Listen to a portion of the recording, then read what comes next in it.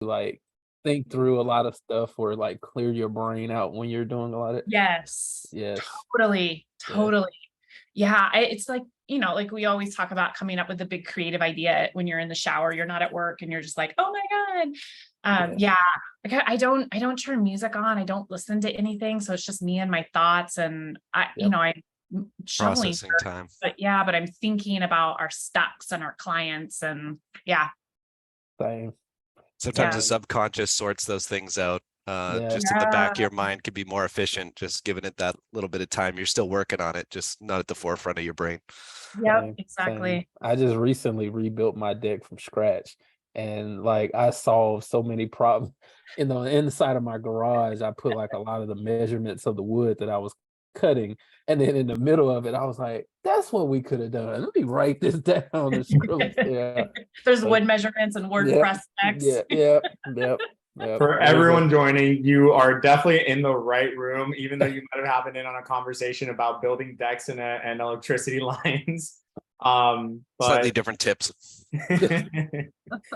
probably some useful tips for some folks in here. I'm sure everyone here is entrepreneurial, but we're gonna just give people a chance to join the meeting and the webinar in just a few minutes. We'll get started. yeah. If you scour my garage, I have a PHP function on top of a piece of a 2x4. Yeah. So yeah. Nick is a mechanical engineer by training, and I know he's getting giddy from all this. It sounds like a beautiful mind, but instead it's just WordPress just floating up there. Yes, that's those hands up. That's exactly how it looks too. Yeah. Do you got an old car you're working on, Nick? No, I don't even have a garage right now. I got Fair a enough. 600 square foot studio, so can't even Fair barely fit myself in here. Yeah. I'm helping my dad restore a 1977 911 Porsche. Wow. Yeah, That's awesome. it was a POS. When we tore it apart, there were rats' nests and rust, and we've been working on it for almost 3 years now, and we're starting to Always put it longer than you thought. together. Yeah, it's so long. It's Yeah. amazing though. Old cars are so fun to work on. They're Mhm. easy. They're And easy. you got a fan from Chris over here, who's got a 1957 Chevy wagon. So There you go. awesome. Well, I think we're gonna go ahead and get started and let folks filter in. So for everyone that has just joined, welcome to Prosal's first ever online event. This is a fireside chat with successful agencies from Prosal on how to win RFPs. In a second, I'm going to introduce myself and I'm going to cover what we're talking about. But in the meantime, please introduce yourselves in the chat by sharing who you are, where you're calling from, and what you work on or what your areas of expertise are.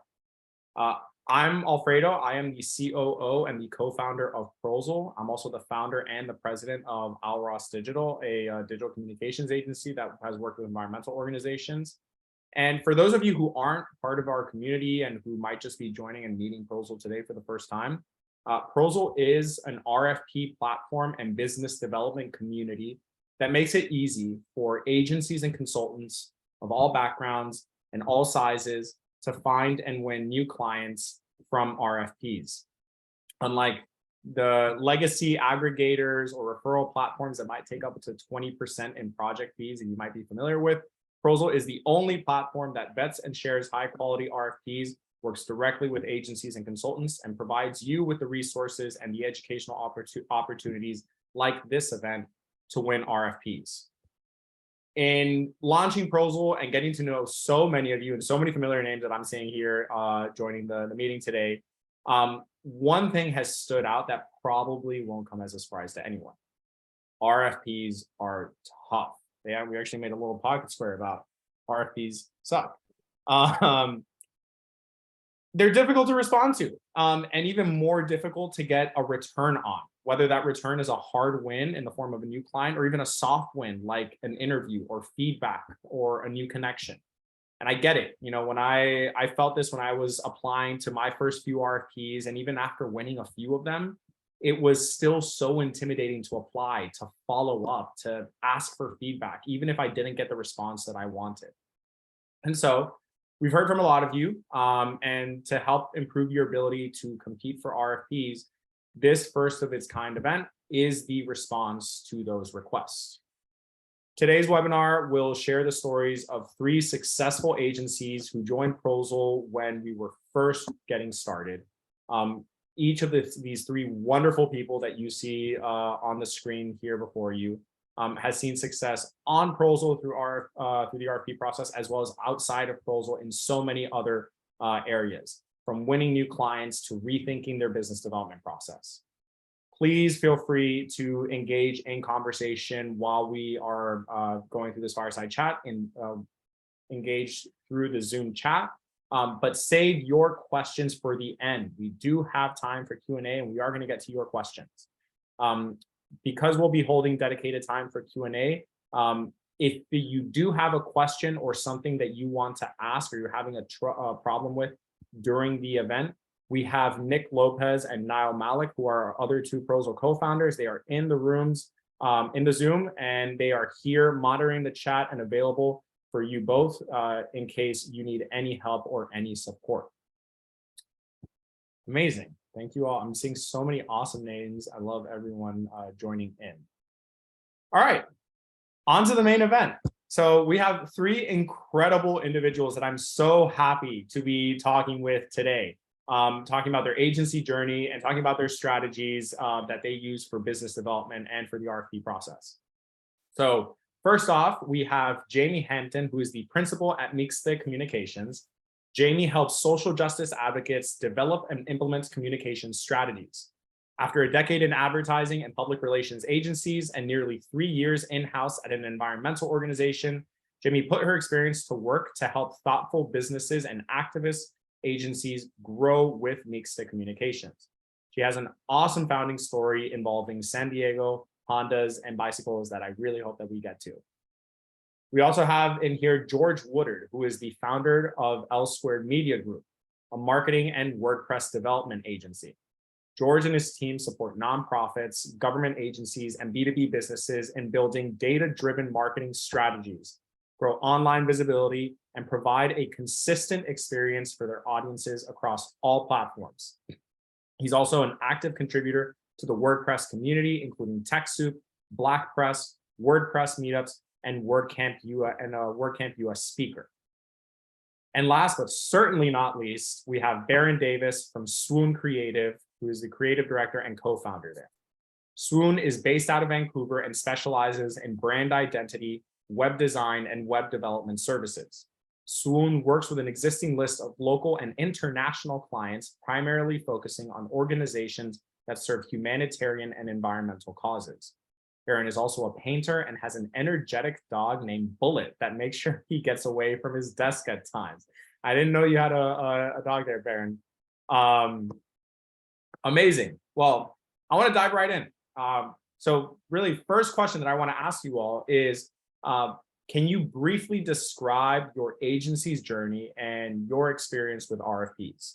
And let me know if I missed anything during my introduction that you want to correct.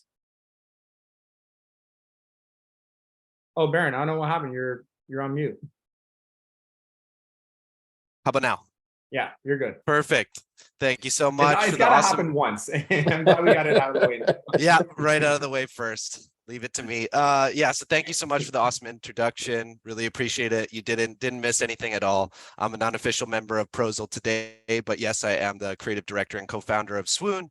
And yeah, just jumping in how we got into RFPs and working with the clients that we do. Early on, we were really lucky to work with education. So universities and colleges, as well as nonprofits, were some of our first clients that we began working with. And one of our amazing clients, I've never actually found out exactly who did it. I'm 90% sure I know who, put us on a list for resources for executive directors to recommend us as a go-to agency for branding and web design. So we actually started to get our first RFPs that came to us, and we didn't even know what they were when they, it was our first RFP, and we ended up landing our first 2 that we got. We made amazing client relationships, and from there, it was on our radar as a great way to make business. So that's how we got into it, and it's been an excellent way for us to meet clients, and it's actually how we've met kind of the primary of our client base is through the RFP process. So it's been an excellent process, although yes, it can be time consuming, and we'll get into all the ins and outs of, you know, not all RFPs are created equal, and we can get into all that, but ultimately it has led us to some really amazing opportunities and given us reach to work with, as you mentioned, clients that are nowhere near us geographically, but with the technology of Zoom and some of the other tools that we deploy, we've been able to make some amazing clients that, you know, day one when we started, I wouldn't have guessed that we would have had a chance to work with. So yeah, it's been an amazing journey, and I'm really happy to be here and to share what I know with you guys. Glad to have you. Jamie, what about you? Cool. Yeah, excellent introduction. Thank you for doing that. MixD is almost 13 years old. We're a California-based agency, and we did not participate in RFPs for the first 10 years, almost 11 years, intentionally. We grew to an 18-person, $1.6 million company before we even thought about RFPs. The reason is the work we do is super community-centric, doing social justice communications. So we really rely on our teammates' connections and our relationships to bring in business. But during the pandemic, when we churned to a virtual company and let go of our office and we started hiring staff across the country, our business also grew. And for the first time, we were finding a need to build our reputation in the greater area of California, but also across the nation. And so we started experimenting with RFPs to see if we could use them as a way to help meet more people. Prosal is a godsend for us. I think we were struggling with it. We didn't get on the list for executive directors. So what a gift for you. It was really hard to find RFPs for a really long time. And about a year and a half ago, I believe, is when I first found Prosal. And from that point, we've been very dedicated to a portion of our new business outreach to responding to the RFPs that we find on Prosal. And it's been very successful. And we'll get into the details of why and how that happens. Yeah, that's where we're at. I would say that we're actually in the piloting stage, meaning we're not all in on RFPs at the moment. We are data collecting and testing to make sure that it is the right approach. And we'll probably, at the beginning of next year, look at what we've learned over the last year or so and determine how much time we'll put into it moving forward. George, I want to hear from you. All righty. Well, awesome intro as always, Alfredo. George Woodard, yes, I have been at this now for over 10 years. The RFP process has been roughly four or 5 years of my work. I'm a team of 3. We're distributed across the US. Awesome group of people. But as far as the RFP process, I actually got introduced while I was in grad school. During my time studying computer science at my alma mater, I was sitting in the office. I was a grad assistant in the computer science department, and someone called the department looking for a web developer. And the assistant was sitting right next to me. She handed me the phone. So I met the guy, went down to the office, learned what he does, which is logistics and warehousing. And he talked about the government process and RFP and all that stuff. And I was like, as a trade-off, teach me, how this goes. And he gave me some insight. Eventually, I was like, the light bulb kind of turned on, but didn't go completely off. And I was like, okay. And I asked around a few people and found out someone I knew worked for Department of Defense in the contracting. So I got a chance to meet one of their contract specialists, and they laid it all out to me. So after that, I applied for many RFPs. I won my first one in 2018. Here where I'm now residing is in Houston, Texas.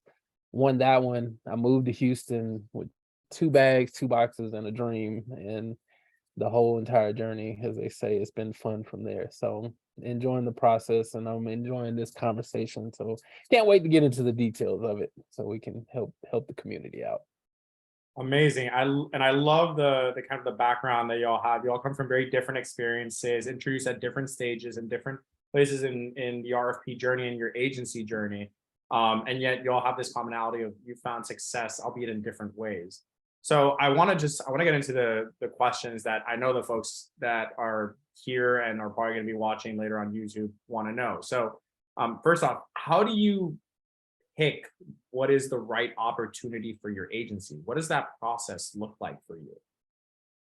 Happy to go first on this one, if that's okay with you, Jamie and George. Yeah, for us, we have a bit of a criteria that we go off of, that we kind of run through the lens of for every client that we work with. And it starts with, do we resonate with the work, the mission, the vision of the company or organization that we're looking at pitching a proposal on? Sometimes it can be the perfect scope, in terms of the services that we offer, timeline is, more than enough. Budget is well worth it, but you're not behind the mission. And there's been projects where you see that and you can say, there's a pretty sure shot that we could get this and land this project, but I just don't resonate with what they're doing, or maybe even there's a conflict of interest. And we also have to think about our clients as well. We've made long-term relationships with clients as well. So we run it through the lens of considering our clients. How would they feel about knowing the agency that they've trusted with their work and are working on an ongoing basis? Do they align with it? So we do have to run it through quite a few kind of prisms and lenses of, do we really resonate with this work and it's something we're really passionate about?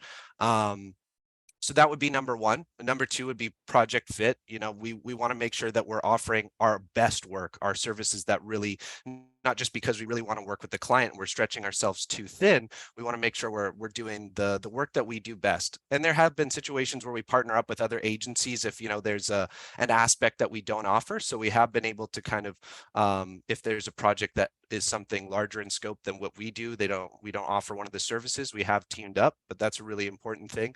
And then kind of what I mentioned in the beginning, not all RFPs are created equal. You'll see, and I'm sure George and Jamie can attest to this, they're all over the map. There's no template that everybody is pulling from. Some will be 50 pages long RFPs with insane number of hoops to jump through. Some will be a half a page. So it really, really depends on what you're getting into. And you have to weigh, and with it, unfortunately, it just comes with more time of seeing more and more RFPs that you begin to see, okay, this is a realistic ask, and you have to run it through your experience. Can it be done in this amount of time for this, and all those kind of things, but really making sure that, are these goals of the RFP achievable? So really, do we resonate with the work? It's something we're going to be passionate about. Is it in our fit? It's not just somebody we really want to work with. Are we going to be able to do our best work for them? And is the scope actually achievable? We don't want to just make something that's superficial. We want to hit all the goals that are in the RFP. So we have to make sure we align with those. But those are our main criteria for selecting projects that we go for. We're not just shooting at, everything that we see, because that's not beneficial. We'd be wasting time for both parties. So we really try and be careful of who we select. But yeah, that's our criteria.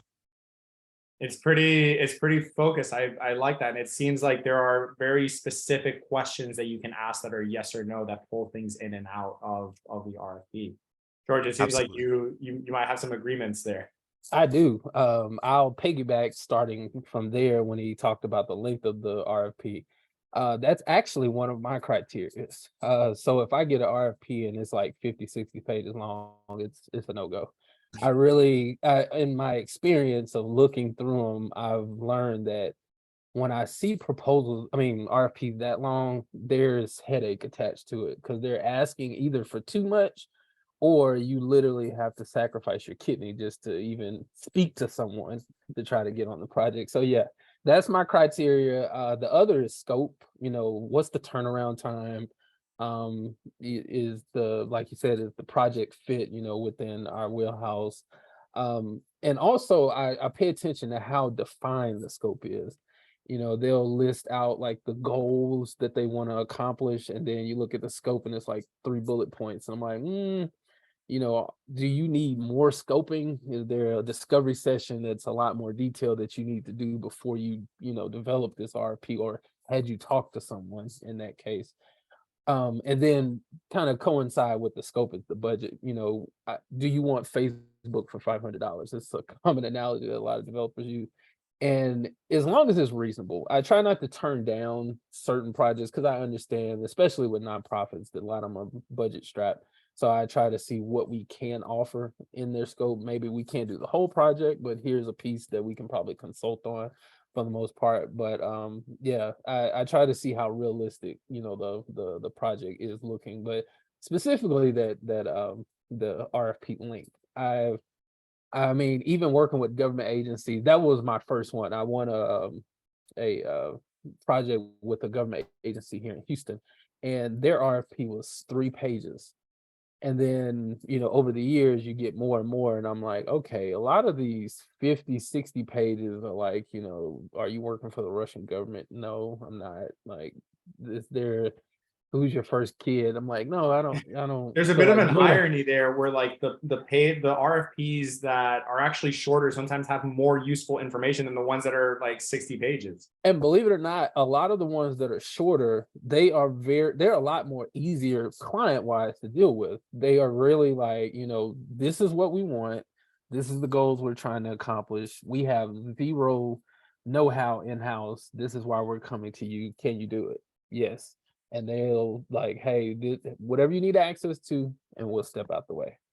And that's been a common denominator in a lot of the projects that we won. So I'm like, that's going to be our criteria. So yeah, the budget, as long as it matches the scope, and then the length of the RFP is kind of like the first layer of defense there.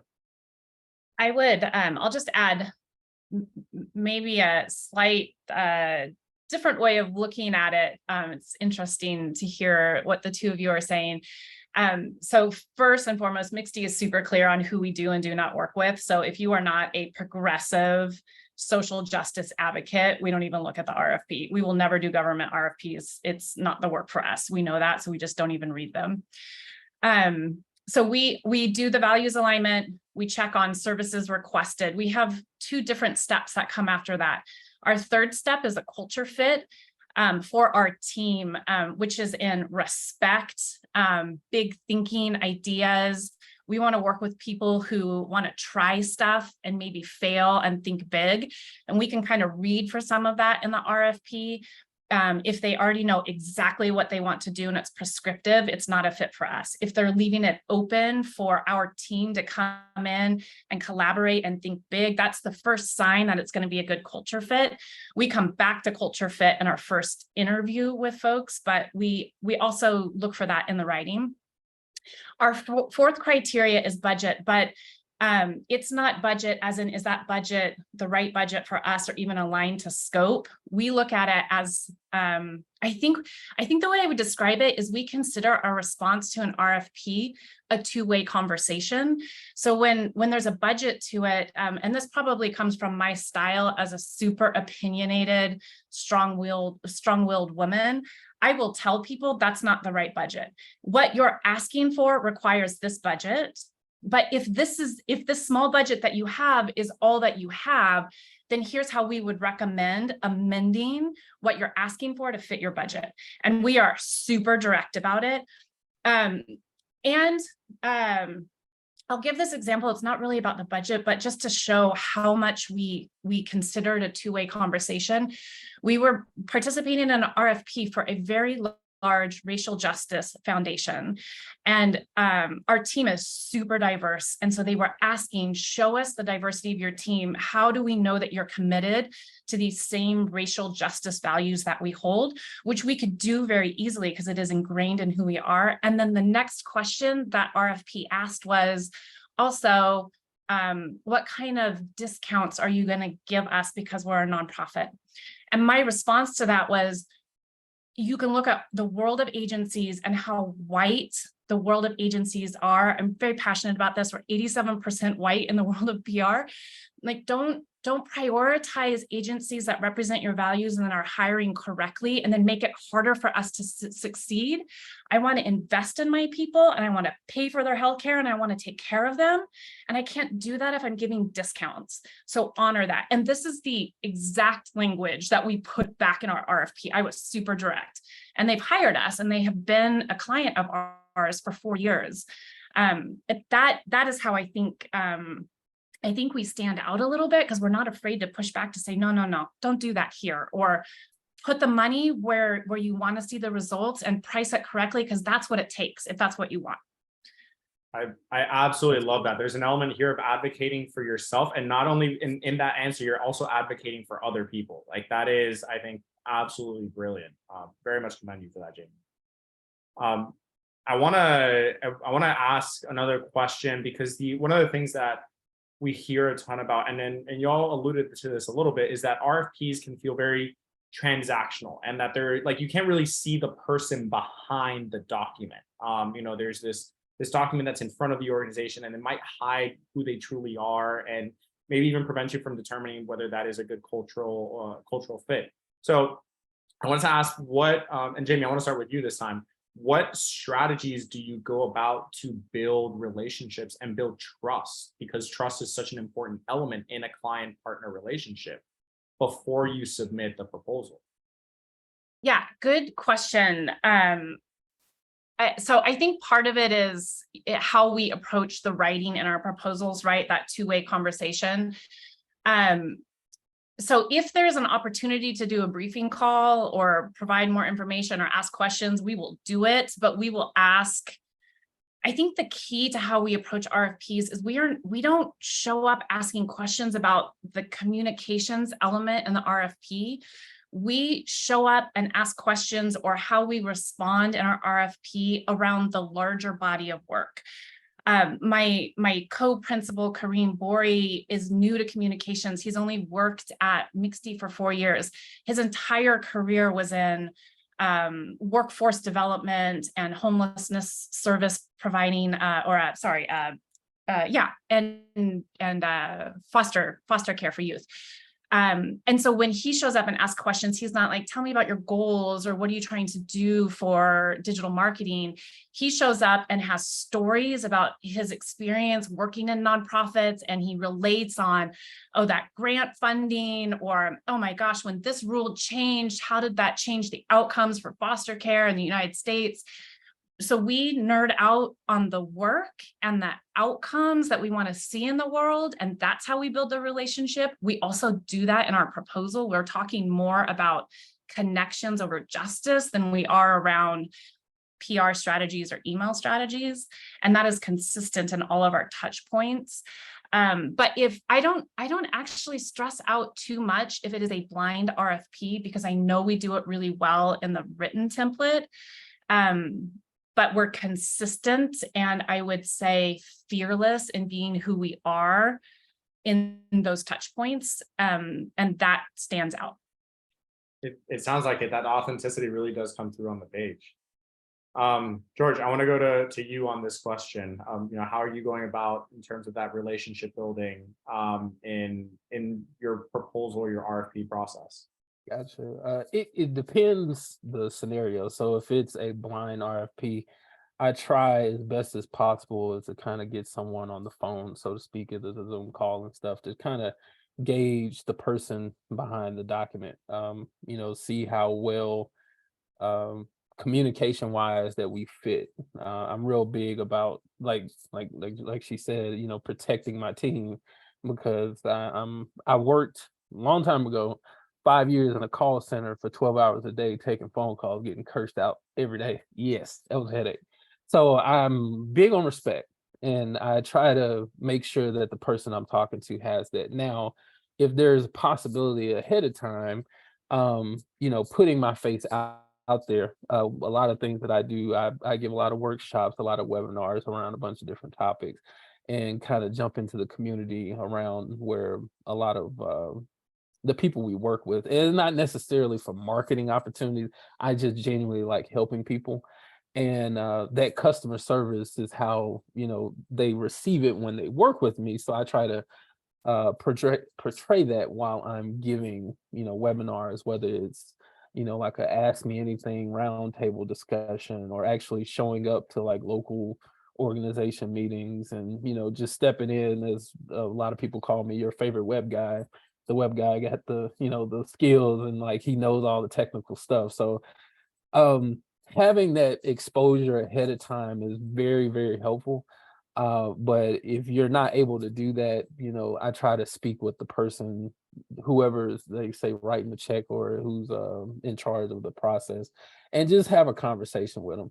You know, I try not to be too robotic with the emails going back and forth like that, because it, you know, the genuineness of me can get lost in that, and I don't want people feeling like it's just such, you know, just business. I really like working.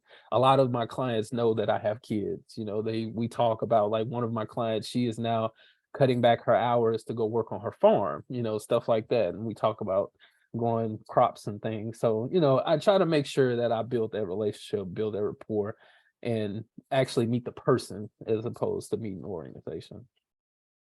I love that. I'm definitely seeing some common elements here. Baron, how about you? Yeah, maybe I can add on to that and echo kind of answers from both Jamie and George. I think when it comes down to it, the first thing is really making a connection early. A lot of the RFPs that we pitch on, there's quite often I hear back, we got an overwhelming response. So that tells me right away, if you're not, you know, caught in the pile early on, you're probably going to be lower on the list of the one that they're reviewing. And if you've, you know, we did hiring earlier this year for 2 new positions at our agency, and we got someone mentioned a fire hose in the chat here.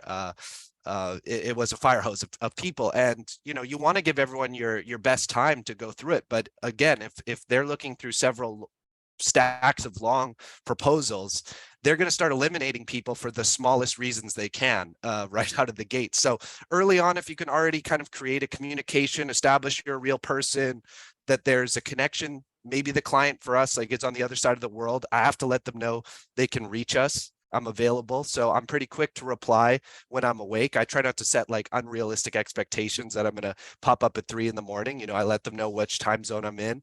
I'm an early bird, so I do have that advantage of, you know, catching those early emails and stuff like that. But really building that there's already a line of communication, like we're already working together, is kind of my approach. So they know, you know, they get a sense of who we are, and they get a chance to be in communication with us from the beginning. And then to add on to George and Jamie's answer, I think Jamie gave an excellent response on really defining who it is they're looking to work for as well. It's a two-way street. So really letting them know that you're the right fit for them is important. And then, as well as George said, I think the unwritten rule here is it's a vibe check too, for lack of a better term. And you can't really get to that vibe check until you talk to someone, or you're in an interview like this face to face, that they get a sense of who you are. They're going to have to, for some of these projects for us, they run several months timeframes. You're going to have to, you know, speak with us on an ongoing basis. So getting a sense that they want to work with us, we have passion, we're interesting, you know, maybe we go on some side tangents and just discuss things in the beginning of the meeting. All of that has to kind of come together, that, you know, we're going to be your out of office team. So they have to like us, they have to get along with us. So that's another really important one, that you kind of need to give a little bit of your personality, who you are, before you're not just another person with a pitch, that you fit the scope of what they're doing. Why do you want to work with them? Why are you the right fit for them? And, you know, are you going to make it a fun process on top of it, as fun as it can be when it's, you know, a major project that's going to define who they are and lay the roadmap for the next 5 years. You have to take it seriously, but also that they're going to enjoy working with you. So I try and give a sense of all that as soon as I can. Not always possible, you know, you can't always reach somebody on the phone or interview, but any way that you can kind of, whether you put your face in your email signature, somewhere they can see a smiling, like, I think people wouldn't consider how effective that is, that they just at a glance, you know, would I ask this guy for directions on the street? Kind of a vibe check like that. Would I stop and talk to presidential this person? test here in the US, which is, you know, would you have a beer with that person? You know, would you Exactly. There you go. Yeah. Would you sit down and have a conversation and be, you know, spend time with this person out of your day? So I think those are all kind of the factors, and there's not one approach. You kind of have to do your research and see who's the contact person. How can I make their life easier? You know, you're ultimately, they probably have to report to somebody else. How can you answer all their questions as quick as possible and be someone that's nice to interact with in the process? If you can kind of give that early on, I think people will really, you know, they respond well to you. And if you're earlier in the pack, you know, in the list, then that communication sets up early, and you kind of already established that. So those would be what my recommendations would be. Well, and the common thing I'm seeing from the three of you is that there is very much a recognition on on the scope of work, as well as the client or the customer, whoever that person is. You know, as much as, even if the RFP is exactly what you can do, that doesn't mean that RFP is for you if there isn't a fit and you don't genuinely enjoy working with that person or with that organization. And that extends to your team and how you're going to show up and do the work every day. It's pretty easy to tell. They could tell, like George said, robotic email, stuff like that. You're not going to impress anybody. You're not going to make a connection, and establish that not only is this a project that you can fulfill, but you really we beat, maybe this is jumping questions, but we beat out bigger agencies. We beat out agencies that are geographically closer, but our understanding and demonstration of that understanding of the project and who they are and who their audience, who they serve, is what really gives them the confidence. And if you're just like, hey, we're the strongest agency that has a great track record, but you don't really show anything that shows that you really want this project and why you want to work with them, then your chances are a little lower. The head nodding from Jamie and George makes me seem like y'all have been in the same places where you beat out someone that we probably all know and have probably all heard of. And even, I mean, I've definitely been in this place where you're surprised, like, oh my God, we beat them. And then you come in and you realize, well, okay, we are actually better. Like, we can do this work. And I think there comes a day when the three of you and probably all the other people in this chat realize that it's like, wow, I can actually not only do this, but I can compete with these legacy agencies that are doing this for so many other people. And I can do it just as good, if not better than them. Yeah. I actually, my second government RFP that I won, believe this or not, was solely based on the fact that I'm originally from Alabama. Mm-hmm. The lady who I was talking with, I can't remember exactly, someone in her family was from a town that was probably like 15-20 minutes from my hometown. And I got on the phone with one of the others that was on the board, and we were just having a conversation. And I don't remember how I got into it, to be completely honest, but I somehow interject the fact that I was originally from Alabama. Oh, my icebreaker story. So I moved to Houston a month after Hurricane Harvey happened. So I got washed ashore from Alabama. That's how I always put it. And the other lady found that out, and she, about 3 weeks after the process was over, she called me and told me, she was like, process is over. We are giving you the project. And she told me verbatim, like, I was willing to work with you because you're from Alabama, because whatever relative is from Alabama as well.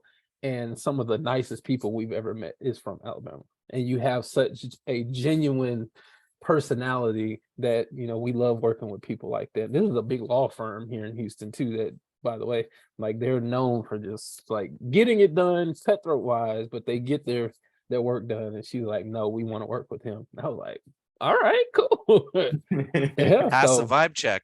Yeah, I mean, it really did. And I mean, we got to, over the years, we got to know each other personally. A lot of her family, we found out there's people we know and all that stuff. So it definitely helps. Awesome. It definitely helps making that connection. So I totally forgot that I had loaded some poll questions on here. So I'm gonna load what I think is the poll question that I want to ask. And I want to ask the same thing of you all as people are answering. So decks, memos, both, neither, like what's y'all's pick? Go ahead, Jamie. I talked first. We do decks because we do them in Google Slides, and they make for very visual presentations. Also, because we've created a template with ours that our designer keeps fresh and branded. That way, anybody on our team who's responding to an RFP starts with that template. We make a copy of it, and we sort of build out. I think the budgeting is probably the best example. Anytime we have to rethink how we present budgeting options to answer an RFP, if we really like how we iterated on putting numbers forward or kind of explaining our art behind it, we'll add those into the template. So our template might have 10 different budgeting slides, but we've already done the thinking, if you're looking just for PR or just for strategic communications or just for social media, we've got examples in there to start with. So it makes it easier for our new teammates to jump in and just like, okay, those 9 slides don't apply. I'm going with this budget slide. And then we shrink it to whatever the essential parts are for the actual RFP. Amazing. And it seems, I'm going to just go ahead and share those results. So it seems like most people would probably seems to agree with you, Jamie. George, Baron, I'm curious about you all. Are you all also fans of decks, or do you go memos or something else? I think Jamie, me and you were kindred spirits in a former life. Everything she said is exactly how I do my proposals or decks. They're built in Google Slides. The addition to mine is that I have a Google Doc. It's a running, living Google Doc of content that I've curated over the years. So similar to what she said, if they're, so for example, a lot of the projects I work with, 99% of the stuff I've kind of have it figured out before I even create the proposal. So that's in the template. And then I have like something, maybe they're looking for a learning management system. So I have a document of different features based on projects I've worked for or projects I've bidded on, and I'll take that snippet out of the document, put it in the proposal, kind of tweak it to match whatever they're looking for, and just go from there. And then, like I said, I have a couple different pages depending on what type of development project it is. And if it's the one that matches, the other 2 get deleted, and then I tweak the other stuff and send it on off. So yeah, same.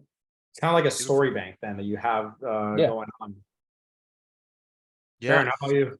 Just to add on, I guess I would go, my answer might not be the most efficient of all the approaches you could take, but this is I learned this from, I actually went to another founder of a large web design agency. I've actually spoke to a few about this process and kind of got their feedback, especially when I was going for really big projects that felt like a Hail Mary. I got some advice. And one of them told me is you really got to read the room. There's very specific asks, just like I said about RFPs, that they're not all created equal. There's some that they're really going to take the time and actually go page by page, and others they're going to skip to 3 different pages or even 1 page, and that's all they're going to read.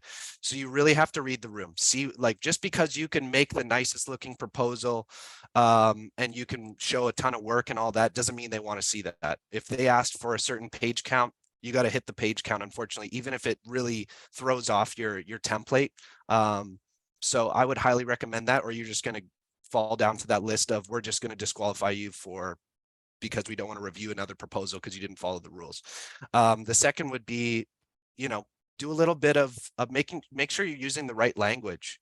As I'm sure Jamie and George, as you know, as you started working with more nonprofits, you started working with different kinds of clients, you get to know your client base more, and understanding the language that they use, I think, is really, really important to make sure that you're speaking the same language, because that's really what it comes down to. That there's not, I think when you're in web design, web development, or other technical services, we can end up speaking our own language a little bit too much. And you really have to know, am I talking to a person that's a comms person? Am I talking directly to the executive director? Who am I reaching out to that this document needs to make sense to them? So sometimes I'm not being rude or anything. Sometimes it's more simplified. It's really, really a casual approach, where sometimes you can tell that these questions were crafted by someone who is very technical, and they're going to tell right away whether you know what you're talking about. So they're very, very important in the terminology. I would highly recommend paying attention to the terminology they use in the RFP, and do a little bit of parroting. Don't be inauthentic, but make sure you're using the same vocabulary, I think is really, really essential. And then if there is a chance that you can flex your muscles, I'm not necessarily do spec work. I'm not saying if it's a logo design project, brand identity, you do a pitch of what the logo should look like, but demonstrate you understand their identity. You paid attention to their mission. If there's a little way you can do a little bit of, here's how we demonstrate we know your brand, I found that to be very helpful. So yeah, my answer would be, most likely decks are the best to be visual, but definitely pay attention to the requirements of the document and know what your strength is. I think Jamie and George would echo my answer. If you look at the RFP and you're like, they're asking you to do a weird format that you just don't feel like you're going to really be able to show off your best work, that maybe even if it's a project you really want, maybe it's just not the fit for you, and it won't be worth your time to craft that. So it can be very difficult to make that decision at times of you really want the project, but they're forcing you into a format that you don't look your best, which I think maybe George is getting at with some like government contracts. They really, it's more down to the paperwork and like a few check mark boxes rather than, you know, how well you show off your work, how much you show your process. And lastly, if you can give them a chance to understand how you work from a visual standpoint, that they already could see the steps of the project before you take them, I think that's a big reassurance to them of what to expect. So the more you can kind of showcase, you know, step by step, here's how we're going to take you to get you to the results that we're describing here, the more you can showcase that, the better. I just want to lift up one thing that Baron said. That the number one response we hear from our RFPs is, wow, your proposal really shows how much you understand us. And the way that we do that, even through the templated version that George and I are discussing, is we build in places that say, insert something key from RFP, are even like how we talk about our work. So I might say from a public relations side, I might say we write press releases and opinion pieces. But in an RFP, it might say we need content production, including things like press releases and opinion pieces. I will change our language from we do public relations, including media releases, to we do content production, including press releases and op-ed. So I will mirror their language in every way that I can. And I think that point is so critical, because I think folks have their RFP and they're like, I'm going to put in the scope of work and the budget, and I'm going to send it off to you. And if you take the time to mimic them, to hear them, right? I'm constantly talking about the RFP process as a two-way conversation. If you hear them through their proposal and you repeat them back in your proposal, if you hear them in their RFP and you repeat them back in your proposal, I think you will get responses like, wow, you really understand me, which is really just repeating back what you've heard. Yeah, I agree. In their language. It's like a relationship, you know, being the Mhm. listening ear for your partner. So yeah, that's 100%. I mean, I've even had times, the piggyback on hers is that, you know, they were talking about, just an example, they want to rebuild the site using a specific page builder.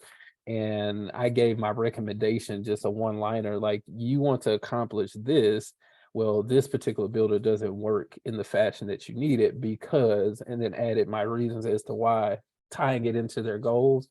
And they were like, yeah, you know what you're talking about. So let's get this conversation started so we can get this project started. So yes, 100%. If you pull information out of the proposal and it matches exactly what you're doing, just repeat it back to them, but tie it into how you can help solve what they're needing. And that will open their eyes every time. Yep. I want to, before we move into questions, because I see people are getting excited to ask some questions, I do want to also call out something that relates to what you all said. And Baron, I think you mentioned this in terms of the spec work and examples. I was talking to an agency last week. And so they did what they called an intervention. They experimented with their process on proposals with a value of greater than $50,000. They decided that they would put in a custom design element. Something that was just specific for that project. And they saw a direct correlation between projects won above 50K with those, with that intervention. And so I think it relates very much to what the three of you are talking about, is that it's rule number one of communications, but know your audience, and rule number one of know your clients, speak to them in their terms and really reach them where they are, so that if they are going to go on a journey and embark on a journey, you're starting next to them and with them rather than 10 steps ahead or 10 steps behind and forcing someone to catch up. 100%. I think I just want to understand what you said. They designed their proposal response. So this is they added some kind of like custom design, in the sense of like, if they require, they're not a website firm, but if it was a web firm, or if it was a branding project, then they might put in brand concepts, or they might put in a mock-up. And so they saw that as a direct relation to increasing the rates won for those specific projects. We We don't do that by principle. I used to do that when I worked for other PR agencies and I hated it. I felt like we were giving our art away for free. But what we do is our proposals are not branded by Mixty. We use the potential client's imagery, and so like our cover page is a photo from the clients, and it says Mixty wants to work with you, essentially. And every one of our transition slides, we change out the photos to photos from the nonprofit that we're pitching. I thought that's what you were talking about. So all of our proposals are branded to that client, with our brand kind of on top of it, if that makes sense, which I think is another way why people are like, oh, you get us. It's because I'm like, well, I'm using your imagery for you. I love that. And I know that is, I could probably spend a whole just conversation on that point, because we created templates and we encourage people to use the colors of the client. We had a lot of people pushing back saying, but I want to brand my agency. I want to say, look at my amazing colors and look at my amazing logo. Not about you. It looks like we have a common response here. Because I can talk technical all day long, but if you get on there and start doing that and it overwhelms the client, then you pretty much lost them. A lot of times, because they're coming to you as a specialist that knows the stuff and they know zero. So if you start doing that, then it's going to be like, okay, no, it's going to be hard to talk to that person. So yeah, that. I would highlight. Sorry, I didn't mean to jump in. Go ahead. No, please go ahead. I was just going to highlight as well. I think what Jamie's saying is very similar to the approach that we take, where you want to be really careful about going a little too far with your pitch, because you really might end up shooting yourself in the foot. You don't know all the answers to the questions yet. You don't know the full scope of the project, even though it may seem a certain way in an RFP. Projects have a tendency to, oh, we also want to do this, we want to do that. And maybe there was a person that wasn't involved in writing the RFP that's very opinionated about what you're going to get. So it's very risky if you're going to pitch something like that, where you're doing a little bit of a case study. So you really have to weigh it, whether you're going to take that shot or not. So yeah, there's other more subtle ways that, like Jamie said, that you can kind of demonstrate that you understand them without necessarily showing your key idea for the project, because that could backfire.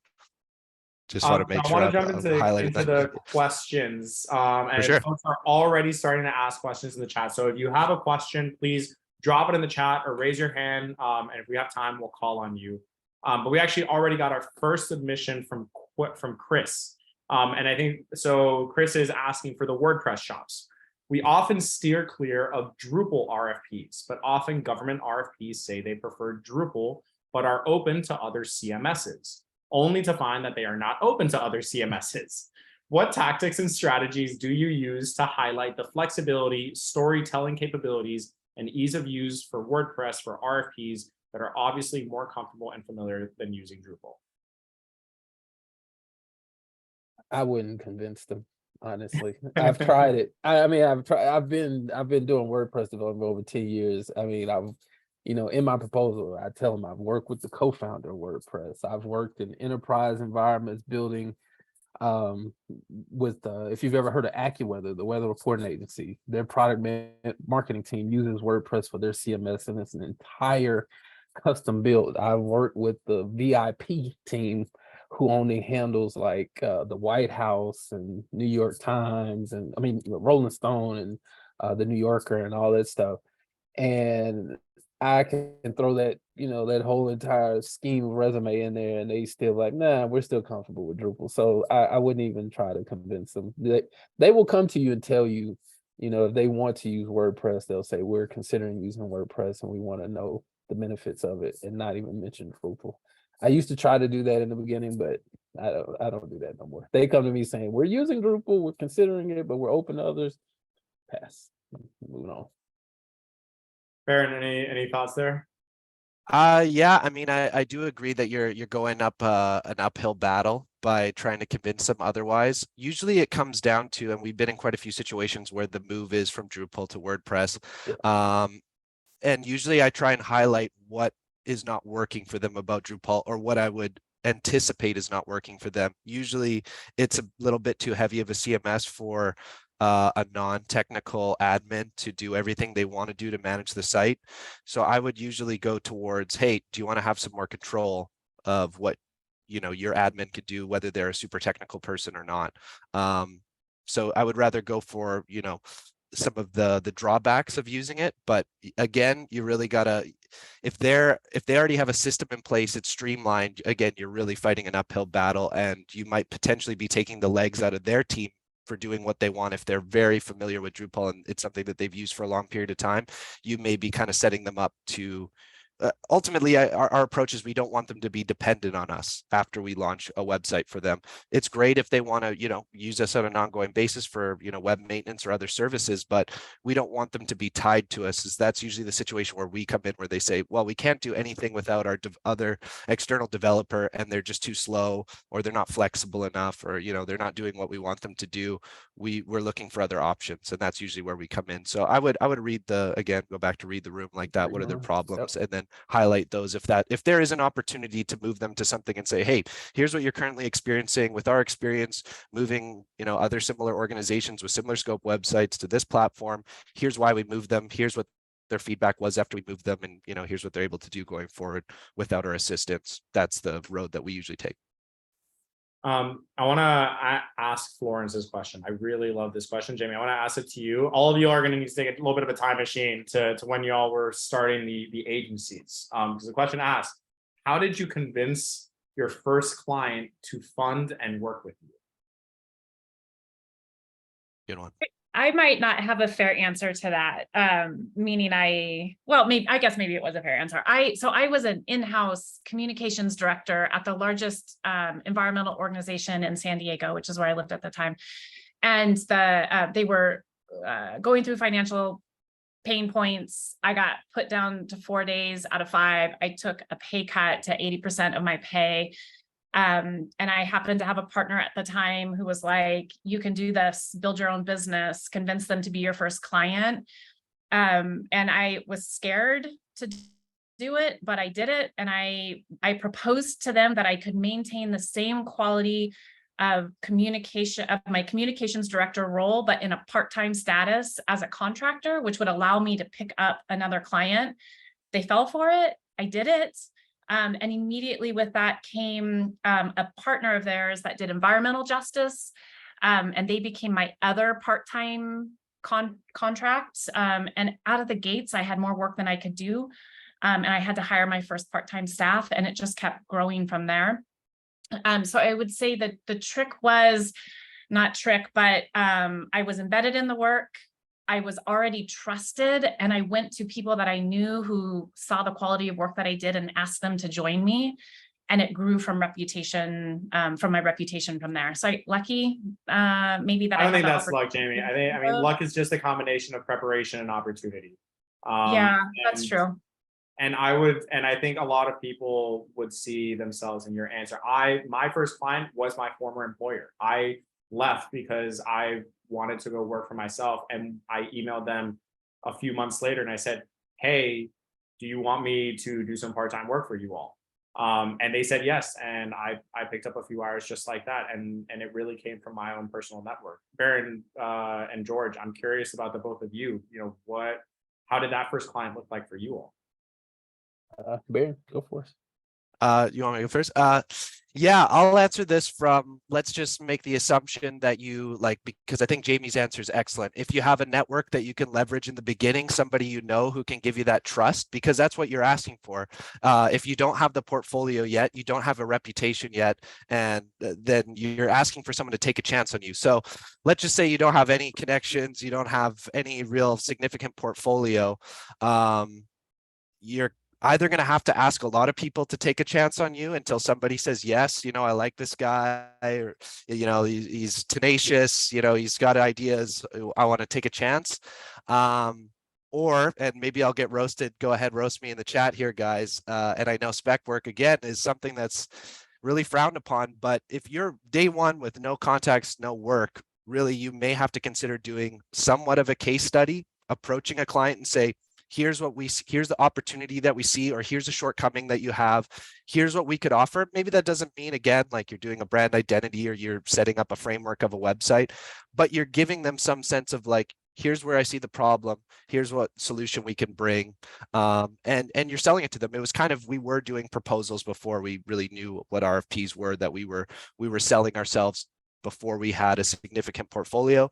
And then from there, all it takes is one really good client to say yes to you. And if you really treat that client with, you know, all the attention, respect, you set up a good relationship, you get a great final product. Hopefully you can get a referral or a testimonial from that, and you're off to the races. It's really about then that might actually pull you in the direction of your next clients, because that's going to be your big portfolio piece. So be careful if you're on that day one, who are you going after?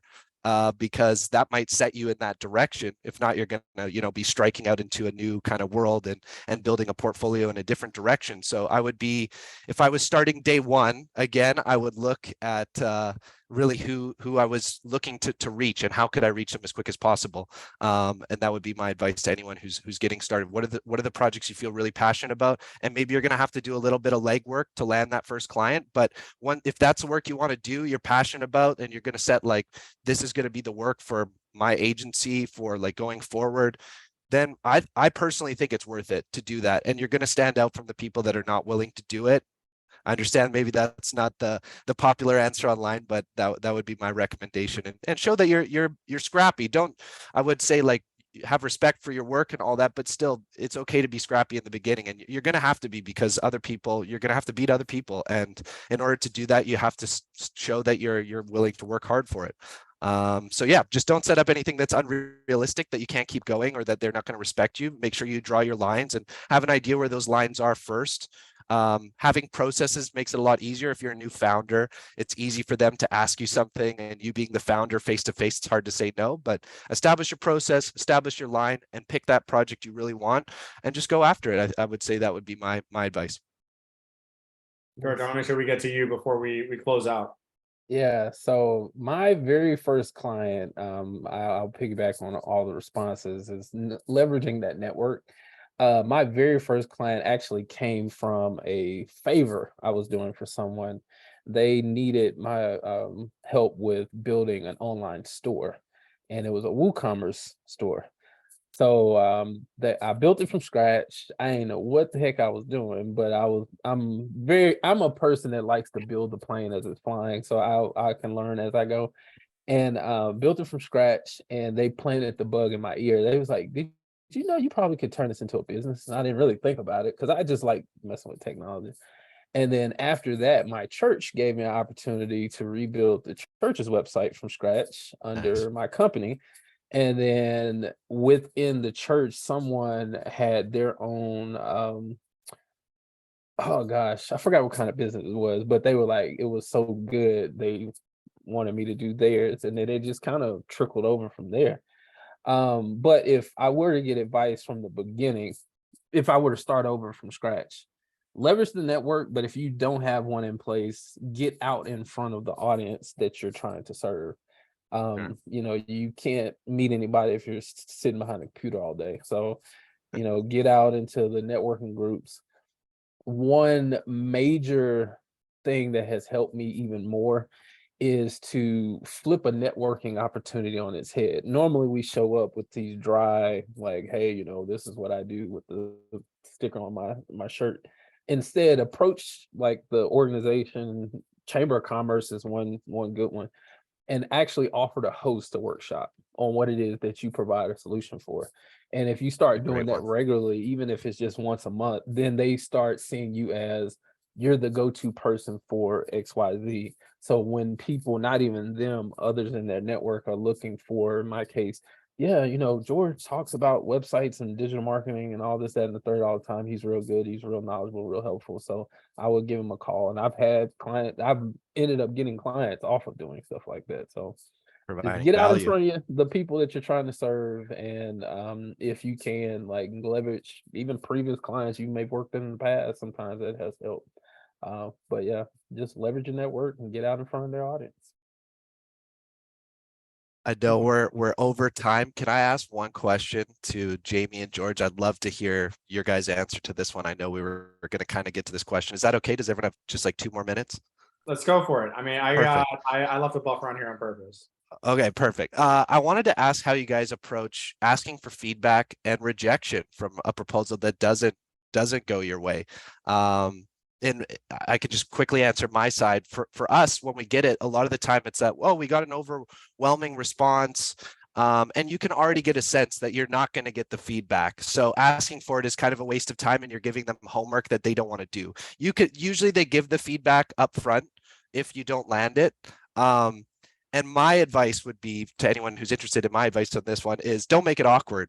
Don't make it a negative exchange after unfortunately, you didn't get the project, because that's going to be the last feeling they get of interacting with you, was that you were kind of, not happy with the result, and you're kind of dragging your head as you walk away from the project. Rather, just thank them for the opportunity. Please keep in touch. We're really enthusiastic about working with you, and through that we've actually won projects that we didn't win the first time. We got asked to resubmit, and we stayed in the pocket. We kept a good relationship. We checked in from time to time, kept the bridge there. We didn't burn it or walk away and not ask for another project in the future. And yeah, we kind of keep that open. So I'd love to hear from you guys how you approach that.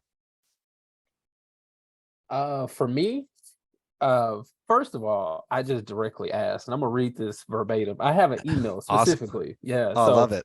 Thank you. It's like, hey, whoever the contact is, I'm grateful to have participated in the RFP process for whatever their company is. I trust that the success I've seen so far will continue. I recognize your requirements are best met with another vendor, but I'm thankful to learn more about your organization. I look forward to hearing more in the future about the accomplishments of your organization. Also, I'm grateful for have been considered as part of the call for proposals. As someone who is constantly looking for growth opportunities, is there any specific feedback you can provide about why I wasn't selected? Every bit of this journey helps. And again, I appreciate the consideration, the time, and I hope whoever you select knocks it out the park. I will say out of 10 times, if I've sent that email, probably about 5 to 6 out of 10, I can get a response. And a lot of people, they're very detailed about as to why. And I've gotten to a great point to where that the reason I may lost out a proposal is because the person that they did select specifically works on, whatever it is that they provide. So that's a good thing. This is something to kind of piggyback on what Miriam was saying with the follow-up. I will ask in their response, would you be okay hanging around on my newsletter and my mailing list? So that's awesome. I send out, 2 to 3 emails a week, and it's just really just, advice about different topics, whether it's content marketing, whatever it is that helps out the audience. And have had people follow up later and say, hey, we're working on something else that we think you might be suited for bidding on. So are you open to that opportunity? So yeah, that email portion is very sneaky, but it works. I love that. Yeah. Thank you so much for that, Sir George. I even have tracked their response rate of opening the emails to see that they'll continuously they're read interacting. all the stuff that they'll send us. When the overwhelming gratitude just stands out. I mean, when you read that email, it's just like, I just heard gratitude, and I want to reply now. Yeah. So yeah, that is helpful. That email, I get a lot of responses for that, and even has some like, man, we're thankful that you sent us that, because we don't get that type of reply. But that email, adding them to your newsletter list, that's kind of a tricky way of that's beautiful. Keep you top of mind. Yeah. George, I stand in awe of that approach. Thank you for sharing that. I am going to completely adopt that. Sure, take it. I think so too. Take it. In the digital world, there's case, copy and steal everything, but make it your own. So, yeah, that's 100%. beautiful. I think the gratitude part is something that we make a regular part of our routine as well. And we are constantly saying there are many amazing agencies out there. We're so glad you found one. We can't wait to watch that work unfold, is usually how we say it. And try to keep in touch with them and celebrate the work that's doing, because finding your right match is a really beautiful thing, whether it's mixed or not. I just hope it's a good relationship and good work happens, because then we get the change in the world that we want to see. But yeah, that's a beautiful response. Love it. I've added a little survey at the end now so that they don't have to write it out, that they can like check off, okay, it was this, that, and this, make it a little bit easier. But I love the newsletter idea. Thanks so much for letting me ask that last question. I was really I'm glad that you asked it. We got so much good information from that. Baron, Jamie, George, thank you all so much for being here and for sharing your stories. I think this was incredibly valuable information. Thanks to everyone that attended throughout the whole event and to everyone that has stuck around. One quick announcement before we close out is that if you do sign up for Prosal's premium accounts today and in the next few days, you will be invited to a complimentary business development strategy session and an onboarding call with myself. This is a limited offer, so do not wait to upgrade, and book your call when you do upgrade to premium. And the last thing is that in order for us to improve how we are doing, how all of us are doing, and for that growth that George talked about, you're going to be directed to a survey when we close out this event. So please complete that survey and share your honest and candid feedback.